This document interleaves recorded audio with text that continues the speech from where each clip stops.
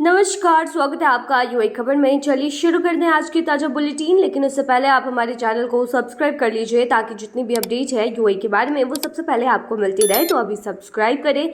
फिलहाल के लिए सबसे पहले हम आपको बताएंगे हाइलाइट्स, फिर खबरों को डिटेल में बताएंगे। तो चलिए शुरू करते हैं। दुबई में बिना लाइसेंस इंजीनियरिंग कंसल्टेंसी चलाने पर प्रथम जुर्माना। क्यूआर कोड स्कैन करने से पहले सोचे, जारी की गई है चेतावनी। शारजाह पुलिस ने एक टैक्सी ड्राइवर को किया सम्मानित, जिसने ईमानदारी की पेश की मिसाल। सऊदी सरकार ने लिया बड़ा फैसला, अब उम्रा करना हुआ और भी आसान। दुबई से रिहाई के कुछ महीने बाद ये ब्रिटिश युवक की सड़क हादसे में मौत।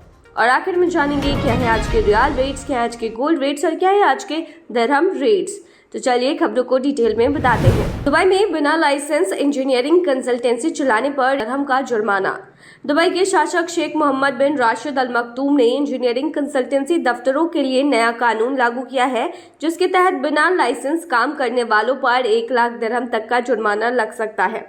अब दुबई में कोई भी व्यक्ति या कंपनी इंजीनियरिंग से जुड़ा काम तभी कर पाएगी जब उसके पास दुबई नगर पालिका का लाइसेंस और पंजीकरण होगा। ये नियम सभी इंजीनियरिंग क्षेत्रों पर लागू है, जैसे architectural, civil, electric, mechanical, petroleum, chemical, mining, coastal और भूगर्भीय इंजीनियरिंग। बिना वैध ट्रेड लाइसेंस या पंजीकरण के खुद को इंजीनियरिंग कंसल्टेंसी ऑफिस बताना अब गैर कानूनी होगा। ऑफिसों को अपने लाइसेंस में दिए गए दायरे से बाहर काम करने, बिना पंजीकृत इंजीनियर रखने या बिना लाइसेंस वाली कंपनी से कॉन्ट्रैक्ट करने की अनुमति नहीं है। यह नया कानून दुबई इंजीनियरिंग कंसल्टेंसी कानून 2025 लॉ नंबर 14 पूरे अमीरात में इंजीनियरिंग सेवाओं को नियंत्रित करने के लिए लागू किया गया है, ताकि क्वालिटी और सुरक्षा दोनों सुनिश्चित की जा सके। क्यूआर कोड स्कैन करने से पहले सोचिए, जारी की गई है चेतावनी।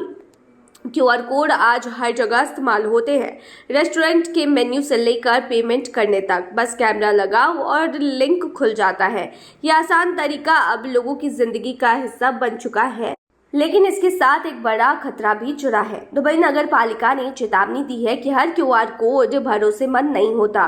कुछ कोड ऐसे होते हैं जो आपको नकली वेबसाइटों पर ले जाते हैं और आपकी निजी जानकारी जैसे पासवर्ड, बैंक डिटेल या क्रेडिट कार्ड नंबर चुरा सकते हैं। ऐसे मामलों से बचने के लिए कुछ सावधानियां जरूरी है। सबसे पहले किसी भी वेबसाइट पर अपनी संवेदनशील जानकारी तभी दर्ज करें जब आप पूरी तरह से सुनिश्चित हो कि वह असली और सुरक्षित है। जब आप कोई क्यूआर कोड स्कैन करते हैं तो क्लिक करने से पहले लिंक को ध्यान में रखें। अगर लिंक HTTPS से शुरू हो रहा है तो यह एक सुरक्षित कनेक्शन का संकेत है। इसके अलावा सार्वजनिक स्थानों, दीवारों या बिजली के खंभों पर लगे अनजान क्यूआर कोड को स्कैन करने से बचें। हमेशा यह जांच लें कि कोड कहां से आया है या किसने लगाया है। आपका डिजिटल फुटप्रिंट यानी कि आपकी ऑनलाइन मौजूदगी बहुत कीमती है और इसे सुरक्षित रखना जरूरी है। ऑनलाइन साझा की गई छोटी सी भी जानकारी गलत हाथों में जाकर आपके लिए खतरा बन सकती है। यूएई साइबर सुरक्षा परिषद के अनुसार दुनिया भर में हर महीने लगभग 1.4 अरब खाते हैकर्स का शिकार बनते हैं। इसलिए सावधानी ही सबसे बड़ा बचाव है। सोच समझकर क्लिक करें और अपनी डिजिटल सुरक्षा को हल्के में ना लें। शारजाह टैक्सी ड्राइवर ने यात्री का मोबाइल लौटाया, पुलिस ने किया सम्मानित। शारजाह पुलिस ने एक टैक्सी ड्राइवर को सम्मानित किया जिसने ईमानदारी की मिसाल पेश की है। दरअसल जोसेफ सन नाम के ड्राइवर को एक महिला यात्री का मोबाइल फोन उनकी टैक्सी में मिला। वो महिला एक कॉन्फ्रेंस में जा रही थी और जल्दबाजी में फोन भूल गई थी। जोसेफ ने फोन मिलने के बाद तुरंत कॉन्फ्रेंस स्थल पर मौजूद पुलिस अधिकारी को सौंप दिया। पुलिस ने उसकी ईमानदारी की सराहना की और कहा कि ऐसे लोग समाज में भरोसा और जिम्मेदारी का उदाहरण पेश करते हैं। शारजाह पुलिस के मुताबिक इस तरह का व्यवहार समुदाय के बीच जागरूकता और भरोसे की भावना को मजबूत करता है। पिछले हफ्ते भी दुबई पुलिस ने एक छात्र को सम्मानित किया था जिसने 2 लाख दिरहम के कैश और चेक से भरा बटुआ लौटाया था। उसे अल-कुसैस पुलिस स्टेशन में उसकी साथियों के सामने सम्मानित किया गया। सऊदी सरकार ने लिया बड़ा फैसला, अब उम्रा करना हुआ और भी ज्यादा आसान। सऊदी हज और उम्रा मंत्रालय ने ऐलान किया है कि अब हर तरह के वीजा रखने वाले लोग उम्रा कर सकते हैं, चाहे वो टूरिस्ट वीजा हो, फैमिली विजिट हो, ट्रांजिट, वर्क या पर्सनल वीजा हो। मंत्रालय ने बताया कि यह फैसला उम्रा से जुड़ी प्रक्रियाओं को आसान बनाने और ज्यादा से ज्यादा लोगों को सुविधा देने के लिए लिया गया है। ये कदम सऊदी विजन 2030 के तहत धार्मिक सेवाओं को बेहतर बनाने के लक्ष्य का हिस्सा है। अब लोग निशुल्क उम्रा प्लेटफॉर्म के जरिए ऑनलाइन पैकेज चुन सकते हैं, परमिट ले सकते हैं और अपनी सुविधा के हिसाब से समय तय कर सकते हैं। यानी पूरी प्रक्रिया अब डिजिटल और आसान हो गई है। सरकार का कहना है कि इन सुविधाओं का मकसद दुनिया भर के मुसलमानों को शांति, सुरक्षा और बेहतर सेवाओं के साथ उम्रा का अनुभव देना है। साफ तौर पर सऊदी अरब अब उम्रा यात्रियों के लिए पहले से कई ज्यादा खुला और सुविधाजनक बन गया है। दुबई से रिहाई के कुछ महीने बाद ही ब्रिटिश युवक की सड़क हादसे में मौत। 19 साल के मार्कस फक्काना, जिन्हें दुबई में एक 17 वर्षीय लड़की के साथ संबंध बनाने के आरोप में जेल हुई थी, रिहा होने के 3 महीने बाद ये कार एक्सीडेंट में उनकी मौत हो गई है।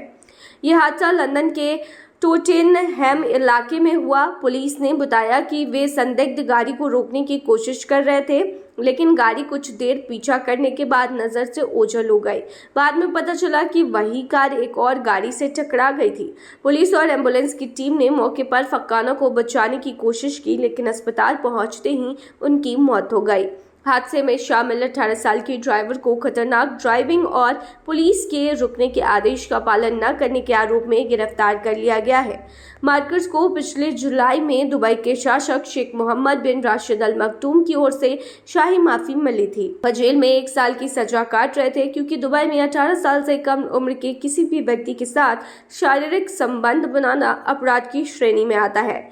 इस मामले में British NGO detain in Dubai की संस्थापक राधा स्टर्लिंग ने कहा, हमें यह सुनकर बहुत दुख हुआ। जेल का असर किसी भी इंसान पर गहरा पड़ता है। कई बार लोग बाहर आने के बाद भी मानसिक तनाव से जूझते हैं। मार्कस ने अपने जीवन के अनमोल महीने जेल में खो दिए, लेकिन उन्होंने हर मुश्किल का सामना हिम्मत से किया। स्टार्लिंग ने आगे कहा कि मौत ये याद दिलाती है कि जिंदगी कितनी नाजुक है। जेल किसी से भी वक्त छीन लेती है, जिसे कोई वापस नहीं पा सकता। आज़ादी का हर दिन मायने रखता है।